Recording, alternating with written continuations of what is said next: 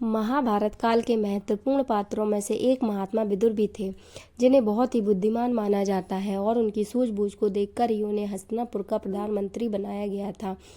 महाभारत की कहानी और इसके सभी पात्रों के बारे में लोगों ने पढ़ा व सुना है। महाभारत के युद्ध में हर किरदार बहुत ही खास था और इसमें सबसे महत्वपूर्ण किरदारों में से एक थे महात्मा विदुर, जो कि हस्तिनापुर के प्रधानमंत्री थे। लेकिन शायद कम ही लोग यह जानते हैं कि विदुर पांडवों और कौरवों के काका यानी चाचा भी थे।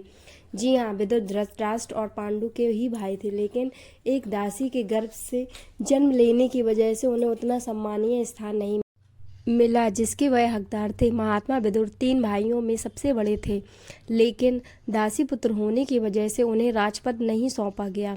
लेकिन यह बात कम ही लोग जानते हैं कि महाभारत युद्ध के बाद महात्मा विदुर का क्या हुआ और उनकी मृत्यु कैसे हुई। कुरुक्षेत्र का युद्ध समाप्त होने के बाद पांडवों के बड़े भाई युधिष्ठिर हस्तिनापुर के राजा बने और उन्होंने प्रधानमंत्री का पद संभालने के लिए महात्मा विदुर से अनुरोध किया। लेकिन महात्मा विदुर हमेशा से ही कुरुक्षेत्र युद्ध के विरोध में थे और इसलिए युद्ध समाप्त होने के बाद उन्होंने प्रधानमंत्री के पद से इस्तीफा दे दिया। इसके बाद वह संजय, गांधारी और कुंती के साथ वन में साधारण जीवन व्यतीत करने चले गए। महाभारत ग्रंथ में महात्मा विदुर को धर्मराज का ही स्वरूप माना गया है और उन्होंने योद्धा होते हुए महाभारत युद्ध लड़ने से इनकार कर दिया था, इसलिए वह युद्ध से दूर रहे। जब कुरुक्षेत्र का युद्ध अंतिम पड़ाव पर था, तब विदुर भगवान श्री कृष्ण के पास गए और उनसे एक निवेदन किया। विदुर ने कहा कि हे प्रभु, मेरी एक अंतिम इच्छा है जिसे मैं आपको बताना चाहता हूँ। विदुर ने कहा कि मैं धरती पर ऐसा प्रलयकाली युद्ध देखकर आत्मग्लानि अनुभव कर रहा हूँ। मैं मृत्यु के बाद अपने शरीर का एक भी अंश इस धरती पर नहीं छोड़ना चाहता। विदुर ने भगवान श्री कृष्ण को अंतिम इच्छा बताते हुए कहा कि मेरा निवेदन है कि मृत्यु के बाद मेरा शरीर न जलाया जाए, न दफनाया जाए और न ही जल में प्रवाहित किया जाए, बल्कि मैं चाहता हूँ कि आप मुझे अपने सुदर्शन चक्र में परिवर्तित कर दें।